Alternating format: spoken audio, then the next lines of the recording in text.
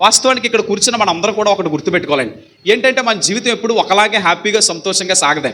మన జీవితంలో కూడా కొన్ని పరిస్థితులు ఉంటాయని మర్చిపోకూడదు. మన జీవితం ఎప్పుడు హైవే మీదే ప్రయాణం చేయాలనుకుంటారు కొంతమంది. అన్నిసార్లు దేవుడు హైవే మీద తీసుకెళ్ళడం.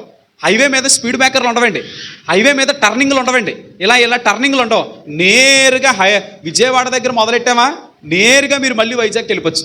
అంటే అంత లైన్ క్లియర్ అయిపోయి ఉంది హైవే. దాన్ని హైవే అంటారు.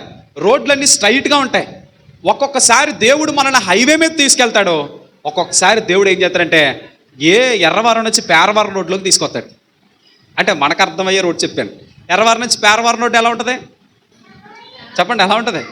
అప్పట్లో ఏలాసురానికి ఎర్రవారానికి రోడ్డు వేసారండి ఒక 2 సంవత్సరాల క్రితం. రోడ్డు వేసేటప్పుడు రోడ్లన్నీ పేరవారం సైడ్ మళ్ళించారు. పేరవారం సైడ్ మళ్ళితే ఏ పొలంలో చూసినా కారు వెళ్ళిపోతుండే. అంటే టర్న్ తీసుకోలేకపోయావు. రాత్రులు వచ్చేటప్పుడు నేను వచ్చేటప్పుడు కరెక్ట్గా వెళ్ళిపోయాను, ఆడ తిప్పలేక వెళ్ళిపోయి కాళ్ళలో పడిపోయాడు పేరవారం రోడ్లో. మళ్ళీ ఇంకోసారి అయితే కారు వెళ్ళి వరి పొలంలో పడిపోయింది. అంటే వాళ్ళ డ్రైవింగ్ అంతా దేని మీద నడిపారో చెప్పమంటారు? ఇప్పటివరకు స్ట్రైట్ రోడ్ అంటే నడిపారు. కాబట్టి ఒక్కసారిగా టర్నింగ్ తీసుకోవాల్సి వస్తే పేరవారం రోడ్లో కాళ్ళలో పడిపోతారు. అవునా కదా? జీవితం ఎప్పుడైనా సరే హైవే మీదే ప్రయాణం చేయదు. ఒక్కొక్కసారి దేవుడు మనల్ని గతుకుల రోడ్డు అంటే కూడా నడిపిస్తాడు. అప్పుడు గతుకుల రోడ్డు అంటే నడిపిస్తాడు. ఒక్కోసారి దేవుడు టర్నింగ్ తీసుకోమంటాడు. అంటే ఇలా ఒక టర్న్ తీసుకోగానే మళ్ళీ వెంటనే ఇంకో టర్నింగ్ వస్తుంది.